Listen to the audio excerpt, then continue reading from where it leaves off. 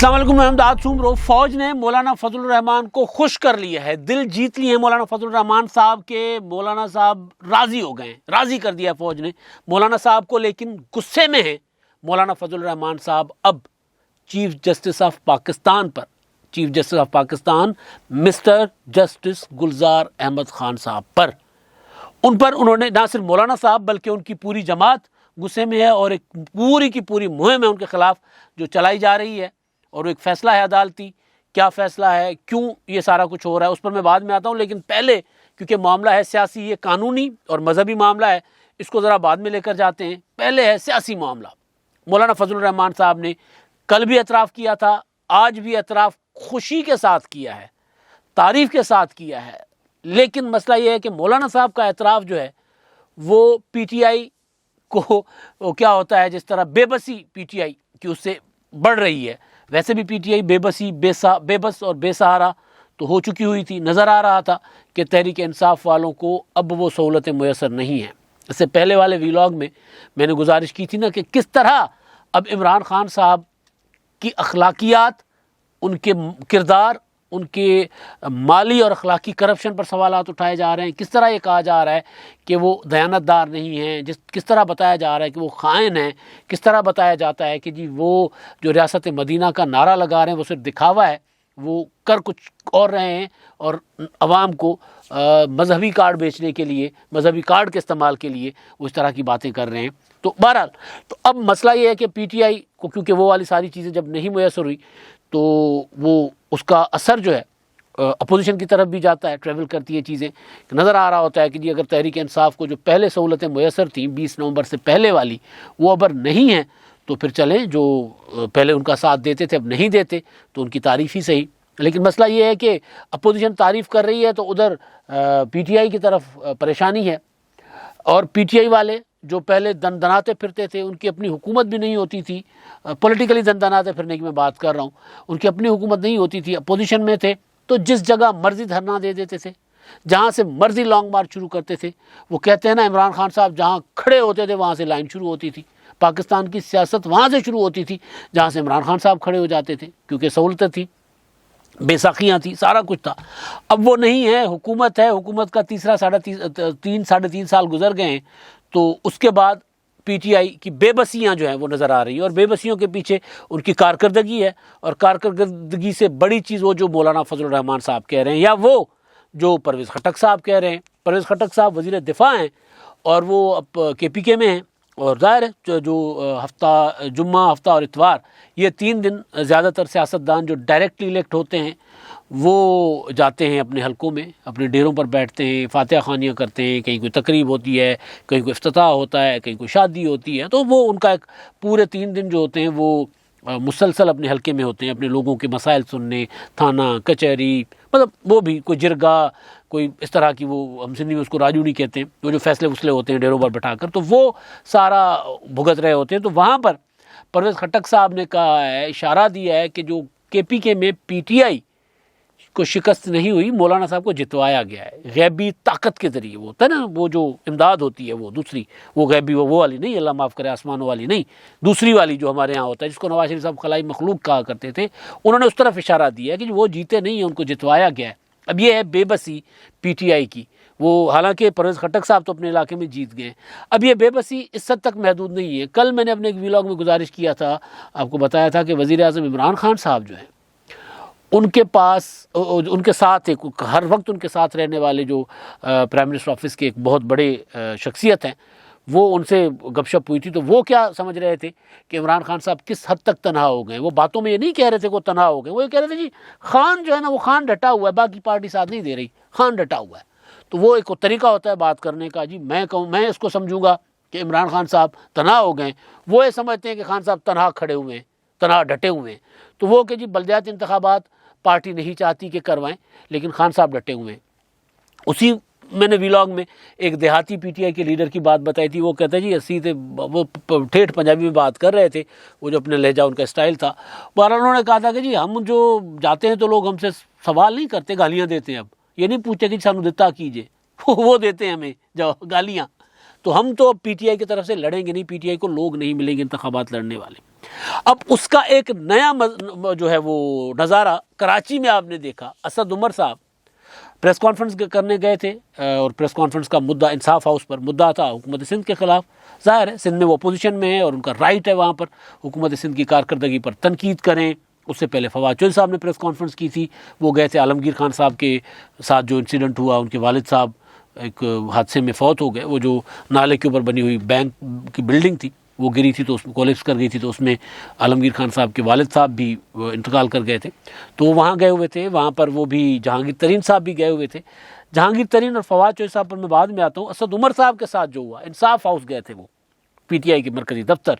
اور وہاں پر جب وہ گئے تو ان کا استقبال ہوا احتجاج سے. ایک استقبال ہوتا ہے نا پھولوں سے, پھولوں کی پتیوں سے,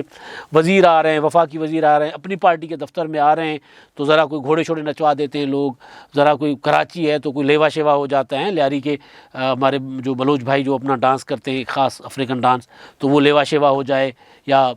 ہو جمال ہو جائے سندھی, تو اس طرح کا کوئی ان کا استقبال ہوتا. ایسا نہیں ہوا. نعرے لگے ہیں وہاں پہ پی ٹی آئی کے خلاف, پی ٹی آئی کی لیڈرشپ کے خلاف, اپنی قیادت کے خلاف. اور وہ نعرے کس وجہ سے لگے ہیں؟ بلدیاتی انتخابات کی وجہ سے. تو پی ٹی اور وہ کینٹونمنٹ بورڈ کے انتخابات ملیر کے, وہاں پر کہا گیا کہ جی ملیر میں جو ٹکٹیں بانٹی گئی ہیں نا وہ اقربا پروری کی گئی ہے. وہاں پر پارٹی کے اصل جو کارکن ہیں جو پارٹی کے ساتھ کئی سالوں سے رہے ہیں ان کو ٹکٹ نہیں دیے گئے. اب یہ المیہ پورے پاکستان میں رہا ہے پی ٹی آئی کا, ہر جگہ یہ ان کے اوپر شکایت, یہاں تک کہ وہ جو پشاور کا میئر کا الیکشن ہے وہاں پر الزام لگ گیا گورنر صاحب پہ کہ جو انہوں نے 7 کروڑ روپے میں, انہوں نے اور ایک وزیر نے 7 کروڑ روپے میں ٹکٹ بیچا. اب ان کو انہوں نے نوٹس بھیجا ہوا ہے, جنہوں نے الزام لگایا وہ تھے ارباب شہزاد جو وزیر اعظم صاحب کے معاون ہیں, ان کے بھتیجے نے یا بھانجے نے الزام لگایا. تو بہرحال وہ بھگتیں گے, آپس میں لڑیں, ایک ہی پارٹی ہے آپس میں لڑتے رہیں. تو وہ الزام ان پر لگا. اس سے پہلے وہ الزام لگایا تھا ایک احتشام صحافی ہیں, وہ صحافی کہلاتے ہیں, اپنے آپ کو کہتے ہیں, وہ تحریک انصاف کے بہت بڑے سپورٹر رہے ہیں, عمران خان صاحب کے بہت بڑے وہ پروپیگنڈسٹ کہہ لیں, وہ جو عمران خان صاحب کے حق میں پروپیگنڈا کرنے والوں میں تھے, نوجوان ہیں, وہ انہوں نے یہ الزام لگایا تھا. اس کے بعد وہ ارباب شہزاد صاحب کے وہ جو رشتہ دار ہیں قریبی, انہوں نے الزام لگایا جو ٹکٹ کے میرا خیال ہے خود بھی امیدوار تھے.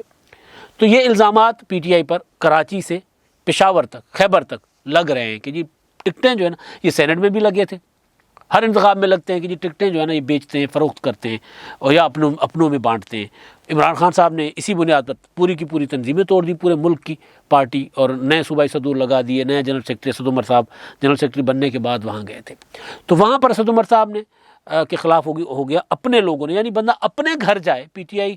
کا کراچی کا انصاف ہاؤس کا مطلب ہے کہ پی ٹی آئی کا اپنا گھر ہے, وہاں کوئی بھی جا سکتا ہے. اپنے گھر گئے, اپنے گھر میں ان کو پروٹیسٹ احتجاج لوگوں کا سامنا کرنا پڑا. عمران خان صاحب, اب بے بسی کی میں صرف بتا رہا ہوں کہ پی ٹی آئی والوں کی بے بسی یہ ہے کہ عوام میں تو نہیں جا پاتے, حکومت کی کارکردگی کی وجہ ہے نا کہ جس ملک میں زرعی کھاد جو ہے اس کے ٹرالر لوٹ لیے جائیں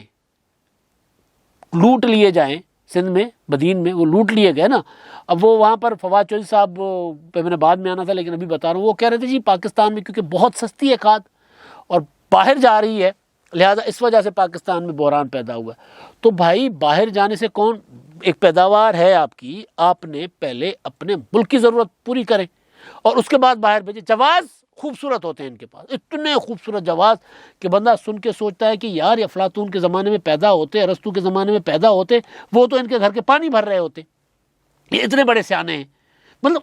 بھائی پاکستان میں پیدا ہوتی ہے, پاکستان میں کہہ رہے ہیں جی 1700 کی بوری پیدا ہوتی ہے, باہر پتہ نہیں اتنے ہزار کی ہے, تو اتنے گنا مہنگی ہے, لہٰذا یہاں سے باہر جا رہی ہے.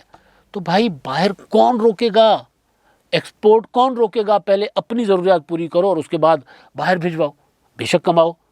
یا پھر اس طرح سے پروڈکشن کرو, کوئی پلاننگ کے ساتھ کرو. سوئی گیس نہیں ہے ملک میں, ایل پی جی نہیں ہے ملک میں, جواز دے دیتے ہیں کہ جی کیوں نہیں ہے, اس لیے نہیں ہے کہ جو 19% ہر سال کم ہوتی ہے. اچھا یہ پتہ آپ کو پہلے نہیں تھا کہ سوئی گیس ہمارے ہاں 19% ہر سال کم ہوتی ہے؟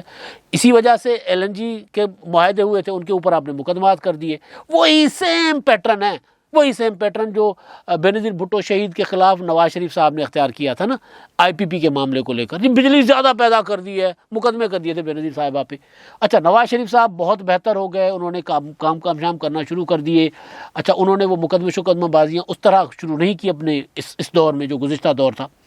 یہ شروع ہو گیا. یہ ان کے آنے کے بعد نواز شریف صاحب کے لائے ہوئے منصوبے جو تھے, LPG والا جو منصوبہ تھا, اس پر ٹھیکے شیکے ادھر ادھر کر دیے اور وہ ملک میں بحران پیدا ہو گیا. تو جواز دینا شروع ہو گیا کہ جی کیا ہے 19% گیس ہمارے ہاں زیادہ استعمال ہوتی ہے ہر سال, کم ہوتی ہے, کمی ہو جاتی ہے نیچرل گیس جو ہماری زمین سے نکلتی ہے, تو بھائی اس کا بندوبست بھی تو آپ نے کرنا تھا. اب یوریا کے ٹرالر لوٹے جا رہے ہیں. جواز کیا ہے؟ جواز یہ دے رہے ہیں کہ کیونکہ ہمارے یہاں سستی ہے اور دنیا میں مہنگی ہے, اسی وجہ سے لوٹ ہو رہی ہے. تو میں گزارش یہ کر رہا تھا کہ ان کے ساتھ مسئلہ یہ ہے کہ وزیر اعظم المیہ جو ہے نا PTI کی کارکردگی کا, اب یہ اتنی بے بس ہو گئے ہیں کہ یہ اپنے پارٹی کے میٹنگ ہوتی ہے تو وزیر اعظم کو وہاں تنقید کا سامنا کرنا پڑتا ہے, کابینہ کی میٹنگ ہوتی ہے تو وہاں تنقید کا سامنا کرنا پڑتا ہے, اب ان کے وزراء اپنے پارٹی کے دفاتر میں جاتے ہیں تو وہاں ان کو احتجاج کا سامنا کرنا پڑتا ہے. عوام میں تو یہ جا نہیں سکتے,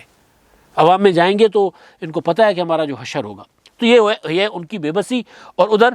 مولانا فضل الرحمان صاحب وہ کہہ رہے ہیں کہ جی جو KPK میں بلدیاتی انتخابات ہوئے ہیں, جو 2018 میں جو فوج کا کردار تھا یا جنہوں نے بلدیاتی انتخابات اسٹیبلشمنٹ کا کردار تھا, جنہوں نے 2018 میں RTs بٹھایا تھا, جنہوں نے عمران خان صاحب کو جتوایا تھا, جنہوں نے مینڈیٹ چوری کروایا تھا, ان کا کردار جانبدار تھا بلدیاتی انتخابات میں خیبر پختونخوا میں جو ابھی ہوئے. اور مولانا صاحب نے کہا کہ ہم نے اس بات کو اپریشیٹ کیا ہے, ان کے غیر جانبدار کردار کو ہم نے اپریشیٹ کیا. یعنی مولانا صاحب خوش ہیں ان کے کردار سے اور بہت خوش ہیں, نظر آ رہے تھے کہ, اور انہوں نے کہا کہ جی اب جو اگلا مرحلہ جو آنا ہے جو مارچ کے اینڈ میں ہے, 27 مارچ میرا خیال اس کی ڈیٹ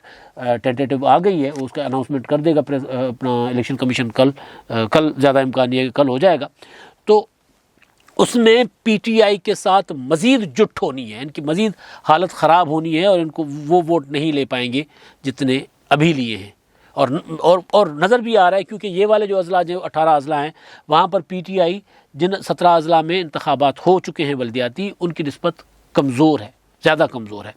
تو ایک تو یہ ہے کہ مولانا صاحب بہت خوش ہیں یہاں پر ان کے ساتھ فوج کے کردار, عدلیہ اپنا اسٹیبلشمنٹ کے کردار سے, جو ظاہر ہے جب کہیں مداخلت نظر نہیں آئے گی تو خوش بھی ہونا چاہیے اور تنقید بھیجا نہیں کرنی چاہیے. اگر مولانا صاحب کو, نواز شریف صاحب کو, پیپلز پارٹی کو, عمران خان صاحب کو, کسی کو بھی نظر آ رہا ہے کہ یار جو ادارے اپنی آئینی حدود میں ہیں. میری الیکشن کمیشن میں بات ہوئی ایک بہت بڑے صاحب سے الیکشن کمیشن کے, ان سے میری بات ہوئی تو میں پوچھ رہا تھا ان سے اگلے مراحل کے متعلق جو بلدیاتی انتخابات کے ہیں, تو انہوں نے کہا کہ یار ہمارا ایک ہی کمٹمنٹ ہے کہ یار کسی طرح قوم کو صاف شفاف انتخابات دے جائے, اور مسئلے کا حل بھی یہی ہے اس ملک کا, صاف شفاف انتخابات. صاف شفاف انتخابات, لوگ جن کو ووٹ ڈال رہے ہیں ان کا ووٹ ڈبے سے نکلے تو پاکستان میں مسائل آہستہ آہستہ حل ہونا شروع ہو جائیں گے. یہ پھر کوئی نہیں ہوگا کہ منورنگ کرنا, مینیپولیٹ کرنا, دھاندلیاں کرنا, اپنے لوگ جتوانا, پیسے خرچ کروانا, پھر یہ نہیں ہوگا تو پاکستان میں ٹرولی وہ جو ریپریزنٹیشن ہوگی لوگوں کی, لوگ جن کو چاہیں گے وہ آ جائیں گے تو مسائل ہو جائیں گے حل. تو مولانا صاحب اس کردار کی وجہ سے خوش ہیں, خوش ہونا بھی چاہیے. مطلب مولانا صاحب بیجا خوش نہیں ہیں, بجا خوش ہیں, تو لیکن خوش ہیں مولانا صاحب. مولانا صاحب جو اسٹیبلشمنٹ پر اتنے ناقد تھے, ان پر طرح طرح کے الزامات لگاتے تھے, سچے یا جو بھی جائز, وہ مولانا صاحب کے الزامات تھے نا, تو وہ مولانا صاحب جانے ان کا کام جانے. تو انہوں نے پہلے انکشاف کیا تھا, اعتراف کیا تھا کل کہ جی اسٹیبلشمنٹ کا عمران خان کے سر سے ہاتھ اٹھ چکا ہوا ہے, اور آج انہوں نے کہا ہے کہ جی ہم خوش ہیں, ہم نے ان کے کردار کو سراہا ہے اسٹیبلشمنٹ کے. اب جن سے ناخوش ہیں مولانا صاحب وہ ہیں چیف جسٹس آف پاکستان. مولانا صاحب جانے, چیف جسٹس صاحب جانے, ان کی جماعت جانے, وہ جانے. اپنا صرف اتنا ہے کہ مولانا صاحب نے ایک ادارے سے خوشی کا اظہار کیا ہے, دوسرے ادارے سے مولانا فضل الرحمان صاحب نے ناراضگی کا, غصے کا اظہار کیا ہے. اور اس کی وجہ ہے وہ جو کراچی میں چیف جسٹس صاحب نے ایک پارک میں بنی مسجد کو اللیگل قرار دے کر, قبضے کی زمین پر قرار دے کر مسمار کرنے کا حکم دیا. تو اس پر پہلے راشد محمود سومرو صاحب کی کچھ دن پہلے تقریر تھی, وائرل تھی, انہوں نے کیا کہا وہ میں نہیں کہہ سکتا کیونکہ بھائی ان کو پتہ نہیں, عدالت پوچھے نہ پوچھے ہم تو جیل چلے جائیں گے. آپ کو یاد ہوگا وہ پیپلز پارٹی کا ایک کارکن جس نے کراچی میں تقریر کی تھی, وہ چیف جسٹس صاحب نے کوئی سندھ حکومت کے متعلق کوئی ریمارکس دیے تھے, پتہ نہیں کرپٹ ترین حکومت یا اس طرح کی, تو اس پر اس نے انتخابی ماحول تھا, میرا خیال ہے کینٹونمنٹ بورڈ کے انتخابات تھے, تو وہ جالے نے ایک تقریر کر لی تھی. تو اس کے بعد ان پر دہشت گردی کا مقدمہ ہوا تھا, وہ 6 مہینے جیل سڑتے رہے. اور جو اپنے اسلام آباد ہائی کورٹ کے چیف جسٹس ہیں عطر بن اللہ صاحب کے پاس معاملہ گیا, تو انہوں نے پھر اس کی دادرسی کی کہ یار ٹھیک ہے، جتنا گناہ ہے اتنی سزا دو نا بھائی، دہشت گردی کا مقدمہ۔ تو ادھر مولانا فضل الرحمان صاحب، ان کے راشد محمود سومرو صاحب، عبد الغفور حیدری صاحب، ان کی تقاریر پڑھی ہوئی ہے چیف جسٹس صاحب کے متعلق، اور مسجد کے معاملے پر ریئیکشن جو ان کا ہے، جو شدید ریئیکشن ہے، ظاہر ہے اس کی توقع تھی کہ اس طرح کا ریئیکشن آئے گا مسجد کے معاملے کو لے کر۔ اب ظاہر ہے چیف جسٹس صاحب نے جس طرح نسلہ ٹاور بیٹھ کر گروایا تھا، اگر اس طرح کریں گے تو کراچی میں حالات گڑبڑ ہو سکتے ہیں۔ میں اب بات کر رہا ہوں لیگل آرڈر چیف جسٹس صاحب کا، حکومت سندھ حکومت جانے، ان کا کام جانے، انہوں نے ظاہر ہے آرڈر ایسے، وہ تو ان کو اگر لوگوں کو بے گھر کیا گیا، حکومت نے کر دیا، تو آرڈر اگر عدالت بیٹھ کر کروائے گی عمل، تو سندھ حکومت کے پاس آپشن کوئی نہیں ہے عدالت کے، میرا خیال ہے آپشن کوئی نہیں ہے نظر ثانی میں جانے کے، یا پھر ان کو عدالت کے حکم پر عمل درآمد کا۔ تو اس صورت میں جس طرح مولانا فضل الرحمان صاحب، جس طرح راشد محمود سومرو صاحب، یا جس طرح غفور حیدری صاحب کا جو رد عمل آیا ہے، اس سے یہ خدشہ ہے کہ کہیں کراچی کے شہر میں کوئی بڑا مسئلہ نہ پیدا ہو جائے۔ اس سے زیادہ میں بات نہیں کر سکتا اس معاملے پر۔ تو گزارش صرف اتنی تھی کہ میں نے آج کے دن میں مولانا فضل الرحمان صاحب کے دو موڈ دیکھے، ایک چیف جسٹس صاحب کے متعلق اور ایک اسٹیبلشمنٹ یا افواج پاکستان کے کردار کے متعلق، ایک سے خوش اور ایک سے ناراض بھی، غصے کی حد تک، اشتعال کی حد تک مولانا صاحب ناراض ہیں چیف جسٹس صاحب کے کردار سے۔ اب تک کے لیے اتنا ہی، اللہ حافظ۔